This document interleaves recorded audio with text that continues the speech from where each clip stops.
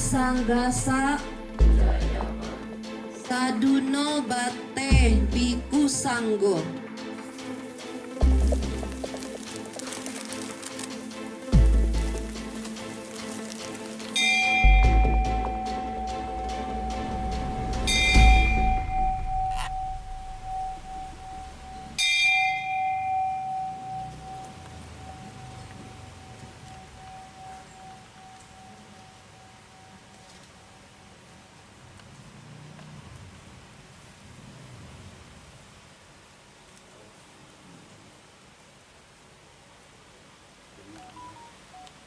Namakara dan Mangga Puja Kata dipimpin oleh Ibu Sang.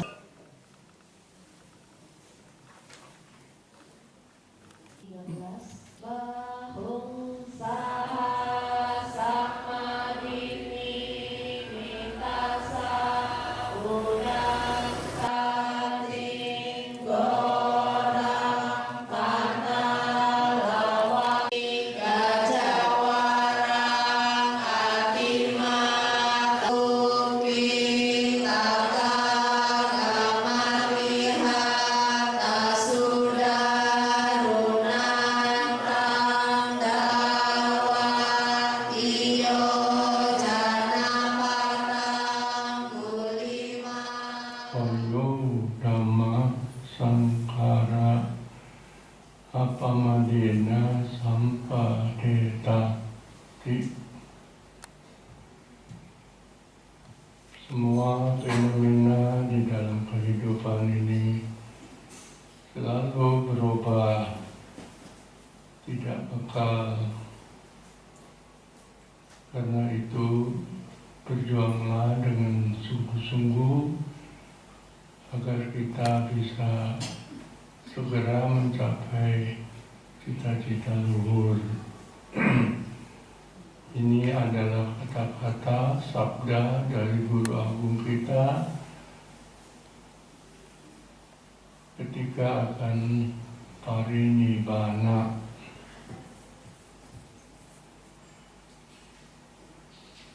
Peringatan ini bagi kita merupakan peringatan yang sangat berharga karena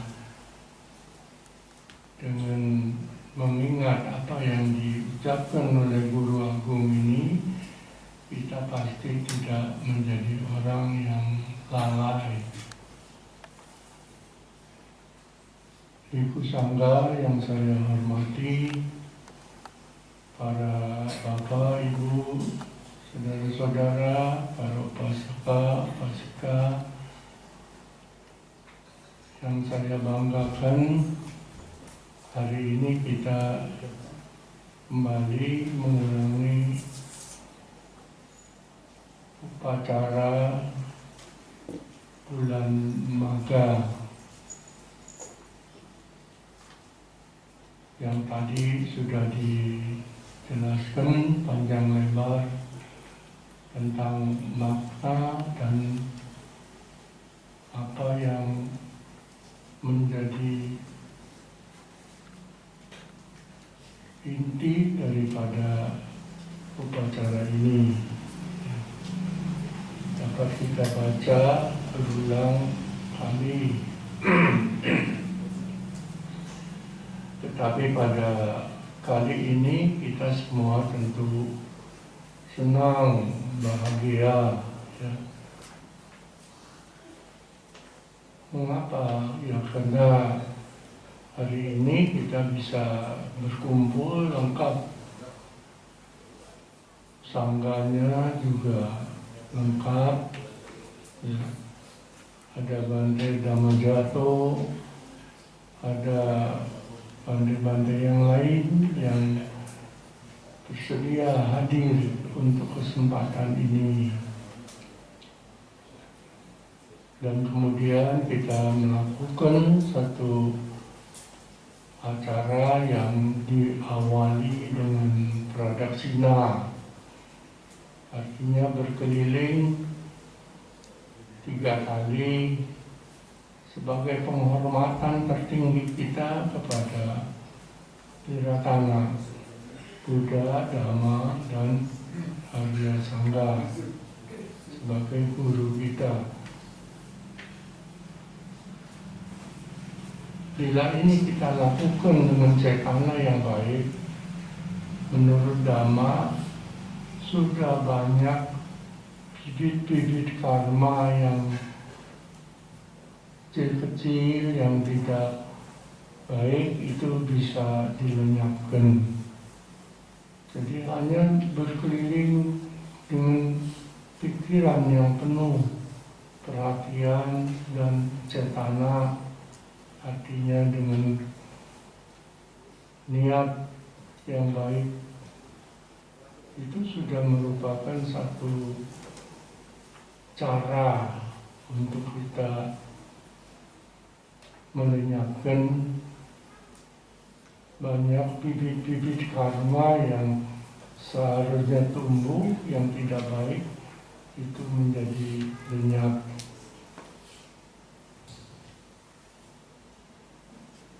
Karena kita ini sudah berulang kali melakukan upacara maka puja yang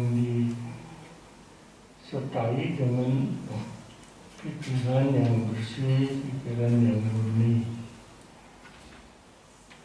Itu sudah merupakan satu langkah awal yang baik. Dan selanjutnya tentu karena tujuan daripada ajaran Guru Agung Buddha itu sangat luhur, yang kita harus berjuang dengan sungguh-sungguh seperti yang ditunjukkan oleh para suciwan atau para arahat, ya. Dan banyak itu yang kita kenal, dimulai dengan 5 orang pertapa yang diawali oleh Brahmana Kondanya, beliau mencapai pencerahan dengan konsentrasi yang baik. Memang pencerahan itu tidak bisa diramalkan sebelumnya. Kalau konsentrasinya benar, ya dengan sendirinya akan tercapai, yaitu beliau mendapatkan mata dhamma. Ya, mata dhamma ini bukan mata manusia biasa, mata batin. Di dalam batinnya timbullah cahaya, timbullah cahaya yang menerangi batinnya. Karena kita punya batin kan ini seperti ruangan gelap. Nah, begitu ada cahaya, ya kita akan tahu, ya. Yang kinci samudaya damang sabantang niroda damanti. Jadi biasanya kita manusia ini sering mengeluh, ya, kenapa sih saya begini, kenapa saya begitu, ya. Yang timbul malah ketidakpuasan dan penderitaan. Padahal kalau ada pencerahan maka akan diperoleh pengertian yang benar bahwa apa yang muncul dalam kehidupan kita ini tentu ada sebabnya. Nah, ini yang kadang-kadang orang tidak mau mengerti, ya. Jadi karena tidak mau mengerti, dia menyalahkan yang lain, menyalahkan di luar, ya. Sama seperti kita ini sakit lalu terus menyalahkan orang lain. Kenapa saya ini sakit? Kenapa saya ini menderita? Kenapa dia tidak? Dan sebagainya. Padahal itu semua dikatakan segala fenomena di dalam kehidupan ini, yaitu hal-hal yang kita jumpai setiap saat, ya, itu ada sebabnya. Nah, untuk melenyapkan ini, maka sebab itu yang harus dilenyapkan, ya. Seperti orang sakit, ya tentu ada sebabnya. Nah, sebab itulah yang harus dilenyapkan. Sakit perut. Mengapa saya sakit perut? Cari sendiri. Tadi makan apa? Kalau tadi makan yang baik, ya lain kali jangan dimakan lagi. Jadi itu yang harus dilenyapkan. Begitu dilenyapkan, ya hilang semua. Itulah sifatnya dhamma, ya. Nah, hal-hal seperti ini dialami juga bukan oleh kita, oleh semua, ya, para arahat dulu sebelum mencapai tingkat kinasawa. Ya. Mereka kan berjuang juga sama seperti kita. Kita berjuang, ya. Hanya memang kemampuan dari seseorang itu sangat berbeda. Tentu tidak sama semua, ya. Yang satu dengan yang lain itu tentu lain, ya. Itu dapat kita mengerti. Misalnya di dalam satu kelas saja tidak semua pintar, ya. Ada yang harus tunggu beberapa waktu baru dia mengerti, ya. Kuliah pun begitu, ya. Tetapi yang penting jangan hilang semangat ketekunan. Karena itu maka Dhamma mengatakan ada yang memiliki jenius Dhamma. Jenius Dhamma itu ya sekarang ini mungkin diukur dengan IQ. Yang IQ-nya 200 tentu akan lebih cepat menangkap daripada yang IQ-nya mungkin 50 atau 100. Karena itu maka tingkat-tingkat dari para Arya kita juga berbeda-beda. Itu, ya. Ya, ada istilah palinya itu adalah yang disebut Ugacitanyu. Ugacitanyu itu adalah kejeniusan dalam mendapatkan pencerahan. Itu cukup dengan 1-2 kata saja, ya. 1-2 kata saja disampaikan, lalu dia bisa menyerap semua yang disampaikan itu. Seperti ya, yang kita tahu itu adalah 2 orang Agasawaka Sang Buddha, yaitu yang Arya Sariputra dan yang Arya Moggallana. Beliau tidak susah-susah karena punya IQ yang begitu tinggi, sehingga begitu mendengar 1 kata saja yang tinggi samudaya dhamma sabantang niroda dhamma, dia langsung tahu semua dhamma yang dibabarkan oleh guru agung kita itu. Saya kira ini sama dengan ketika kita kuliah, ya. Kalau kita perhatiannya cukup dan mempunyai IQ yang tinggi, itu langsung kita bisa menangkap apa maksud daripada dosen,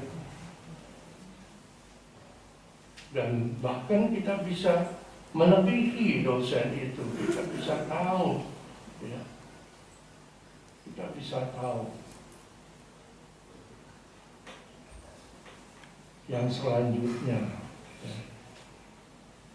Tetapi ada juga yang memang harus belajar. Ini yang disebut Vipacitanyu. Ya, IQ-nya lebih rendah dari yang pertama. Nah, dia harus belajar itu 1 kali mendengar sampai tuntas. baru dia mengerti. Ya. Seperti yang dialami oleh 5 orang pertapa. Ya. 5 orang pertapa yang setelah 1 suta dibabarkan oleh Guru Agung, itu baru mengerti. Jadi memang berbeda-beda, ya. Nah, bagi kita ini sudah berapa kali mendengar Omada Patimokkha misalnya, rasanya sudah sampai hafal di luar kepala, ya. Tapi kok belum bisa juga mencerap. Nah, itu karena IQ-nya masih kurang. Jadi kita harus belajar meningkatkan. Karena IQ itu bisa ditingkatkan dalam proses kehidupan manusia, itu bisa dilatih. Ya. Ini yang namanya Nea. Nea itu harus belajar banyak kali. Ya, ini mungkin seperti kita ini, ya sudah rasanya di Wihara Dhamma Cakku ini sudah setiap tahun kita mengadakan upacara Magha Puja. Selalu yang diulangi kan itu juga. Kanti Paramang, Bodhi Tika, Nibbana Paramang, Badanti Buddha, Nahi Pabadito, Parupagati, Samanuhoti, Parang, Vihatayanto, Sabha Pavasa, Pakarana, Kusala Supa Sampada, Satito Pariudepanam, Etang Buddha Nasasanam, Anupawado, Anupakato, Patimuke, Dasangwaru, Matanuta Tabatasmin, Patanca Sayana Sana. Ini 13 bait, ya, 13 bait, ya. Ya, tentu untuk tahap pertama hafal aja dulu, ya, hafal. Dan nyanyian juga begitu kan, dihafal aja dulu. Ya. Ya, mungkin pelan-pelan nanti akan mencerap, ya, mencerap. Ini namanya kita ini masih tingkat Nea harus berulang kali. Jadi karena kita tahu kita ini punya kemampuan jenius damanya kurang, ya kita harus terima, ya kita harus rajin menghafal, meresapkan, ya. Karena itu maka umat yang tidak pernah meresapkan dhamma ya sulit, memang harus diresapkan. Apa sih maksudnya? Ya. Untuk menghentikan kejahatan yang kita bisa lakukan. Ya, kalau kita mengerti dan kita tahu manfaatnya, ya tentu kita tidak perlu disuruh, kita pasti akan mau. Karena stop segala kejahatan yang bisa kita lakukan melalui apa? Melalui badan, melalui ucapan, melalui pikiran. Ya. Jadi kita ini punya alat 3, ya, yang disebut kaya kama, Pacikama, dan Manokama. Ya. Nah, 3-tiganya ini ya harus dilatih, jangan dilakukan. Ya. Manfaatnya apa? Ya kita menghentikan segala macam karma-karma yang tidak baik. Ya. Sebab kita tahu bahwa kehidupan ini ya adalah karena karma, ya, karena karma yoni, karma bandu. Artinya kita lahir itu karena kekuatan karma yang dulu kita lakukan.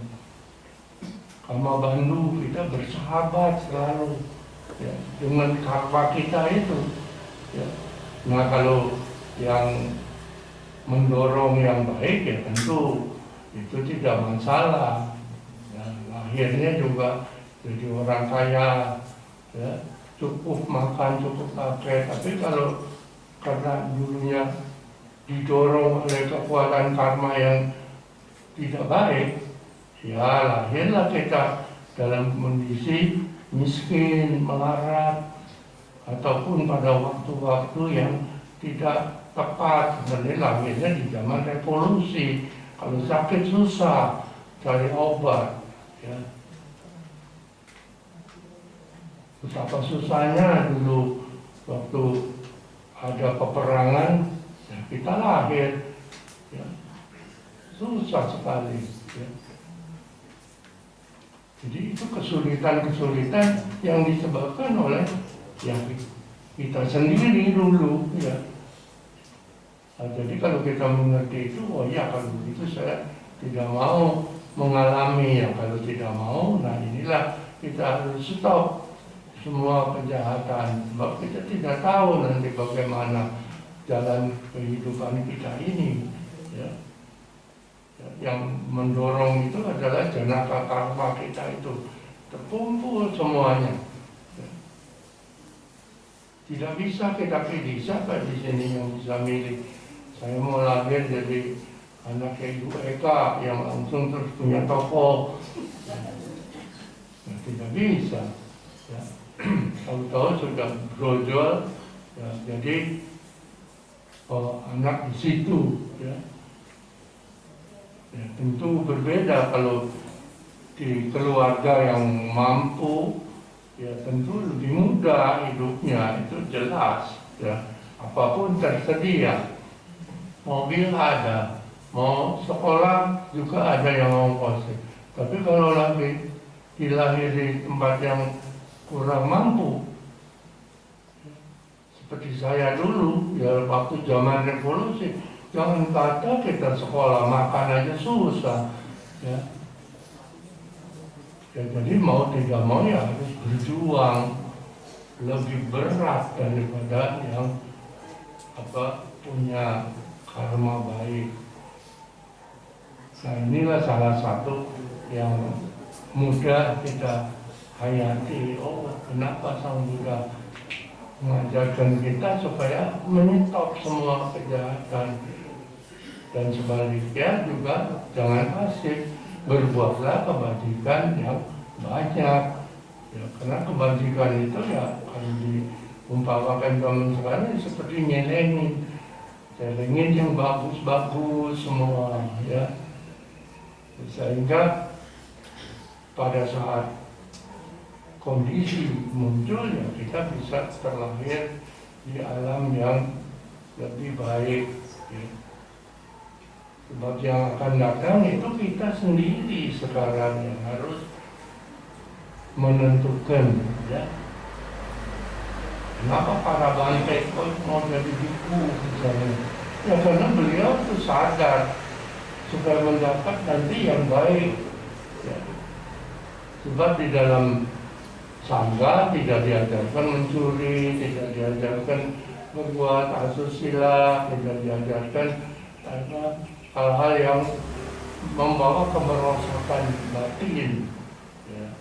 Nah, jadi beliau-beliau itu ya bersedia, walaupun mungkin dalam keadaan hidup yang tidak senyaman yang dialami oleh Bapak, Ibu, saudara-saudara. Tetapi ini adalah latihan, ya, latihan. Ya, latihan memang sesuatu yang indah, sesuatu yang menyenangkan, ya, sesuatu yang tinggi nilainya. Itu tidak langsung jalannya juga enak, ya.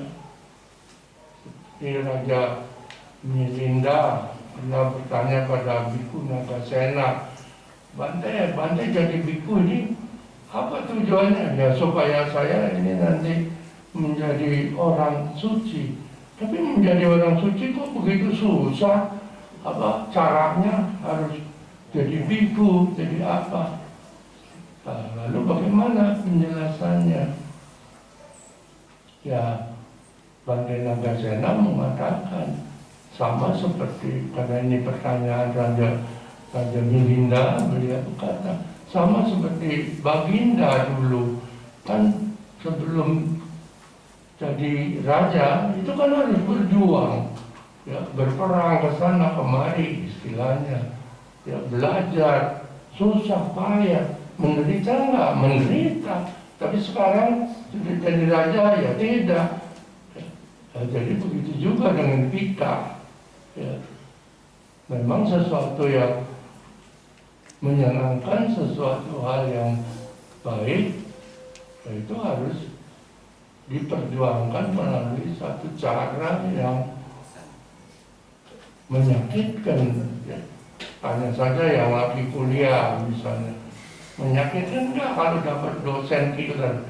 Ya sakit, ya kita digembleng, kita dibanting sana kemari, ya. Tapi kalau nanti sudah lulus, dapat gelar S1, S2, ya senang dan tidak ada lagi itu penderitaan, ya. Jadi itulah sebabnya mengapa Sang Buddha mengajarkan kita berbuat kebajikan sebanyak-banyaknya. Karena perbuatan baik yang sebanyak-banyaknya inilah yang nanti akan menopang proses kehidupan kita selanjutnya. Ya. Tidak usah jauh-jauh. Ya, misalnya kehidupan yang nyaman, kehidupan yang aman.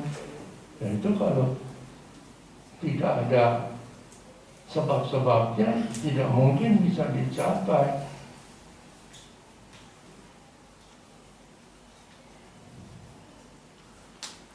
Dan bukan hanya itu kan untuk kehidupan duniawinya, nah, kehidupan apa itu batinnya bagaimana? Oh, kita harus melatih, ya,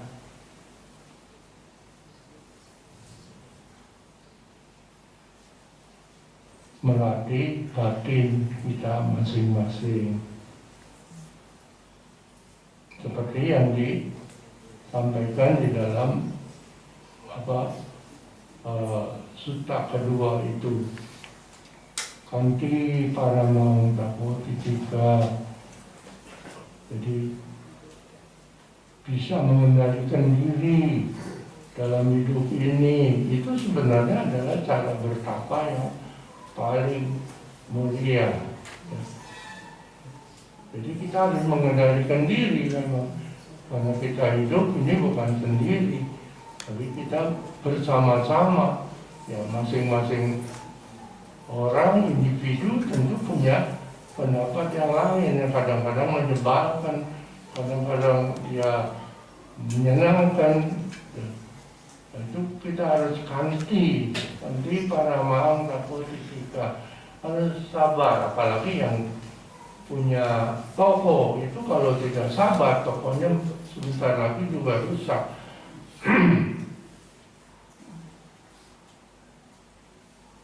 Kanti Paramang Tapotitika, Nibbanang Paramang Badanti Buddha. Ya. Jadi Nibbana itu, ya memang Nibbana yang sejati itu adalah yang nanti dicapai belakangan. Tapi Nibbana sekarang pun bisa dicapai. Ya, Nibbana itu kebahagiaan, bebas dari hawa nafsu, bebas dari kekotoran batin, ya. Loba, dosa, moha. Coba pada saat kita diam, kemudian loba dosanya itu bisa disingkirkan. Ya, kita itu juga Nibbana, tetapi Nibbana sementara, bukan Nibbana yang nanti, itu lain, ya. Kalau Nibbana yang lain itu kan Nibbana yang memang sudah kekal, ya, sudah tidak bisa berubah lagi. Kalau ini kita ya berbeda. Nah ini Pak Bajito baru pagati sama Nomoti Parang Wihatayanto. Ya. Jadi orang-orang yang tidak bisa menjaga diri lalu membuat penindasan, kekerasan, dan itu bukanlah seorang samana. Memang Sang Buddha karena mengajarkan ini kepada para arahat, jadi dia sebut samana. Sebenarnya samana ya kita ini juga. Ini kan samana juga lagi belajar, ya. Hanya belum lengkap samananya. Ya. Jadi tidak menindas orang lain. Ya. Jangan menindas orang lain mentang-mentang tidak puasa dan sebagainya. Ya. Dan termasuk mungkin di dalam keluarga. Kita tidak boleh menindas anak-anak kita, saudara kita, mentang-mentang kita ini mampu. Nah, itu juga bukan samana. Samana itu kan dari kata sama. Nah itu artinya batin yang tenang, seimbang. Ya. Jadi tidak boleh sewenang-wenang kita menindas, membuli. Ya. Nah ini praktek-praktek ini sebenarnya praktek yang biasa dilakukan oleh manusia, kan, bully itu, menghina dan sebagainya, ya. Itu harus dihindari karena menghina juga itu merupakan karma tidak baik yang satu saat juga bibitnya akan muncul juga dalam kehidupan ini bila kita mendapatkan kondisi yang tepat, yang cocok, ya. Jadi sebenarnya kehidupan kita ini tidak lain, Sang Buddha mengajarkan kita pupuklah, buatlah kondisi-kondisi yang baik dengan perbuatan-perbuatan baik yang banyak. Nah, kita membuat kondisi yang baik. Kondisi itu seperti kolam. Kalau kolamnya dalam, airnya jernih, ya, otomatis kalau ada garam masuk, di situ tidak terasa asin. Tetapi kalau kolamnya tidak besar, ya, hanya semangkok saja, ya, kemudian ada garam 1 sendok aja, tidak usah segumpal, itu akan terasa asin, ya. Nah, karena itu setelah kita lahir jadi manusia ini, ya, kita berjuang untuk mencapai cita-cita luhur sesuai dengan ajaran Guru Agung. Ya, kita harus membuat kolam yang jernih airnya, besar, sehingga karma-karma tidak baik yang kita pernah buat. Nah ini yang kadang-kadang juga banyak yang masa saya ini pernah berbuat yang tidak baik, ya. Dia lupa bahwa dia pernah memaki orang, pernah membuli orang, ya. Padahal itu sering terjadi, ya. Nah itu pun merupakan bibit yang tidak baik, yang kalau ada waktunya cocok dia akan muncul, ya, akan muncul. Ya.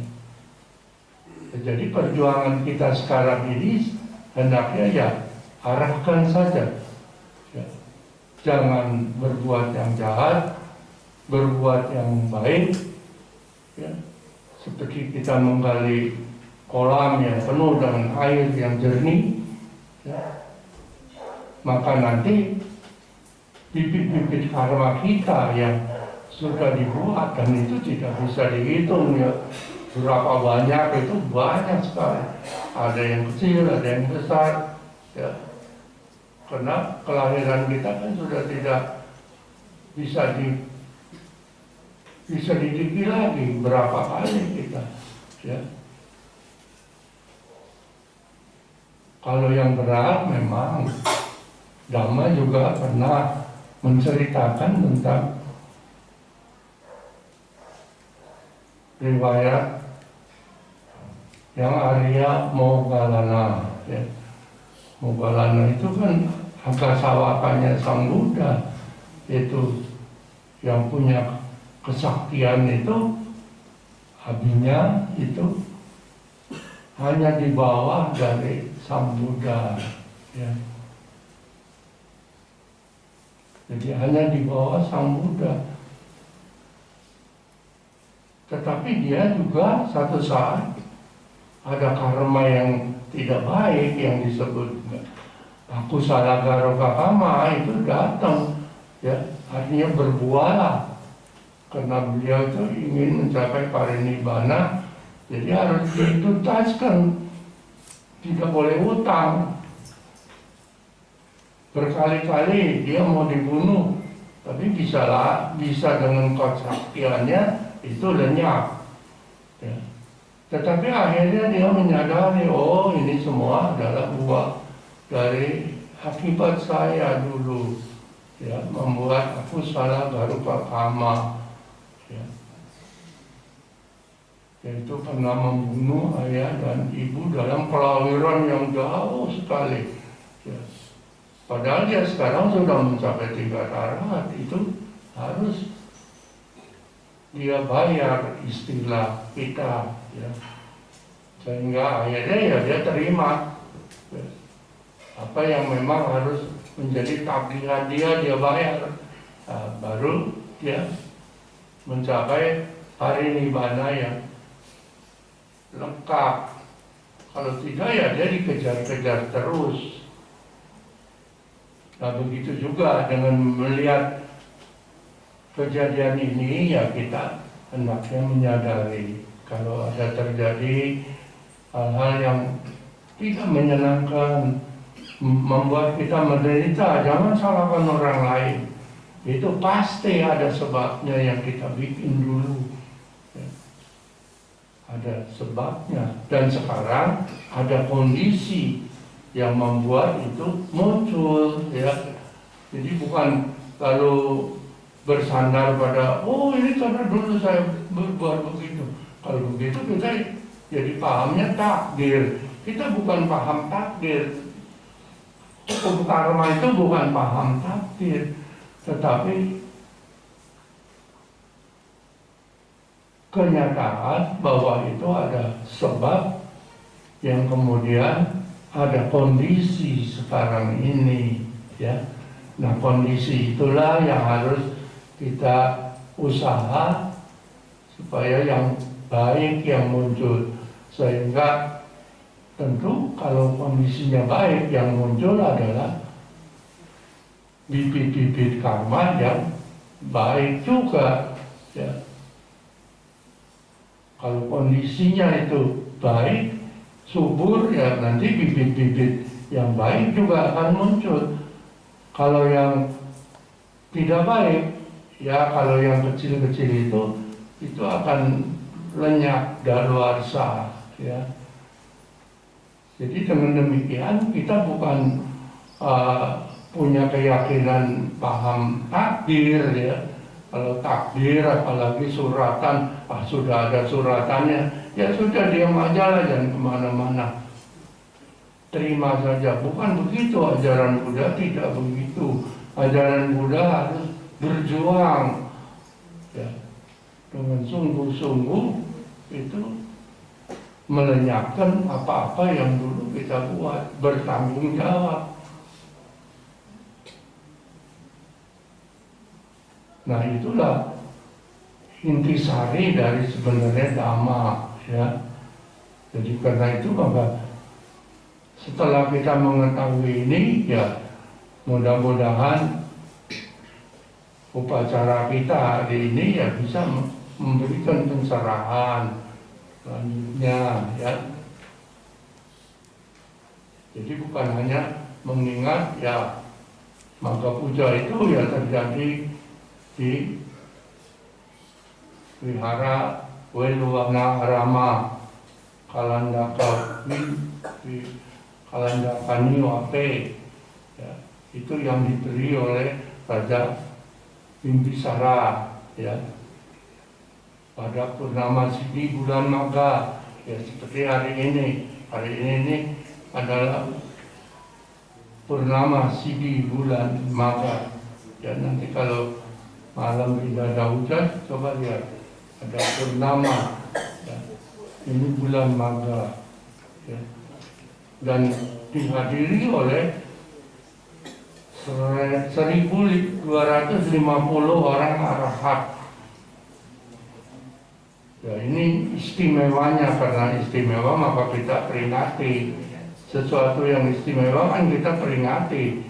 Kalau nggak istimewa ya kita tidak perlu memperingati. Ini istimewa yang disebut itu adanya 4 kejadian, dan ini terjadi hanya 1 kali di dalam kehidupan Guru Agung Buddha Gautama, hanya 1 kali, ya.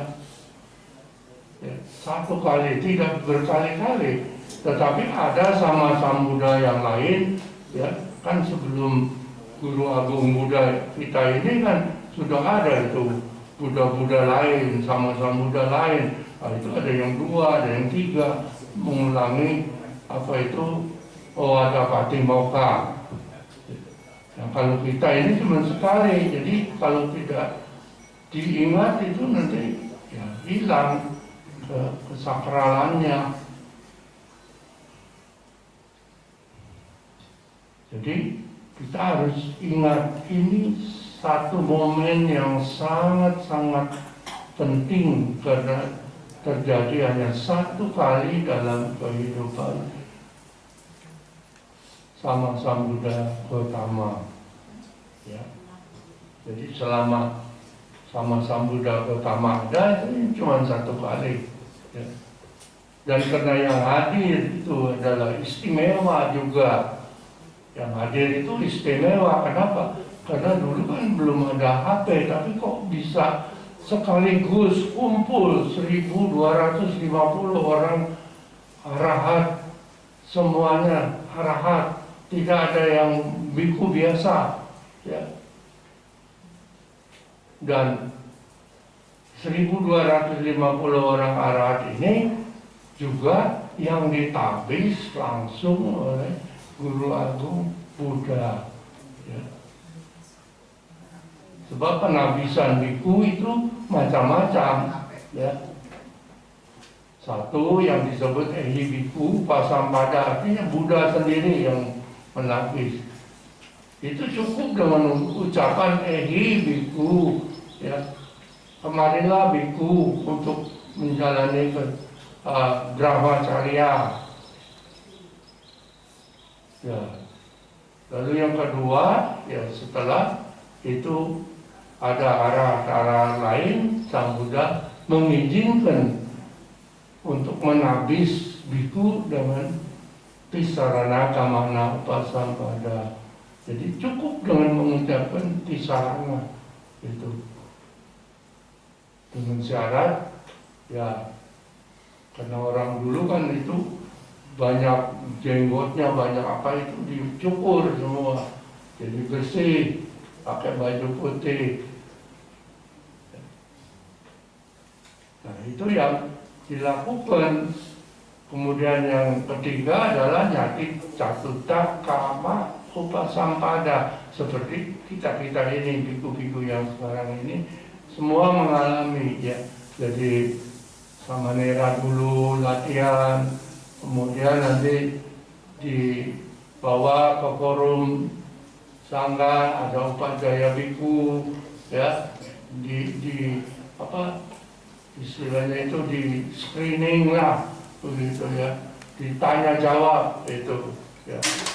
Nah, kalau nanti belum tahu itu bisa lihat di TV nanti barangkali dibuatkan TV-nya, atau kalau tidak ya itu di pos Atagara biasanya itu boleh. Kalau umat itu boleh melihat, kalau umat boleh. Jadi melihat penapisan biku yang disebut Nyati Catuta Kama Upasampada. Ya. 2 kali pengumuman, lalu 1 kali 2 kali diuji, jadi dinyatakan, pernyataan dinyatakan 2 kali, kemudian 1 kali itu pengumumannya. Ya, jadi itulah cara yang Sang Buddha berikan kepada kita, ya. Nah, oleh karena itu Bapak, kalau ada orang atau aliran lain yang mau, sudahlah, Sang Buddha aja boleh pakai ehibiku, dan saya juga mau pakai ehibiku. Ya, itu tidak sah, ya, tidak sah. Nah, mudah-mudahan dengan apa yang kita lakukan ini kita mendapatkan kekuatan dari semangat dari peringatan upacara yang kita lakukan ini, sehingga kita akan berjuang terus di jalan Dhamma tanpa putus asa. Karena untuk mencapai tingkatan luhur memang tidak gampang, tetapi sudah ada. Dari sekarang sudah ada, saya ingin mencapai tingkatan luhur. Nah, itu yang perlu dibina, ya. Sehingga nanti satu saat akan tercapai itu. Sama seperti Sang Buddha dulu ketika masih jadi seorang upasaka Sumedha. Nah, dia berjuang terus, ya. Tidak pernah putus asa, sehingga akhirnya tercapai. Meskipun itu tidak cepat, ya, lama, ya. Tetapi Bapak Ibu saudara-saudara kan tidak perlu seperti itu. Dan sekarang mari kita berjuang bersama-sama di jalan Dhamma ini, ya, supaya kita bisa mencapai juga apa yang menjadi cita-cita luhur dari Dhamma ini. Ya, semoga kita nanti akan selalu diberkahi oleh Tirtana dan kemudian mendapatkan kekuatan dari apa yang kita lakukan saat ini, yaitu melakukan upacara Magha Puja dengan sebaik-baiknya. Terima kasih. Sadhe Satta Bhavantu Sukhitata. Sadu, sadu, sadu.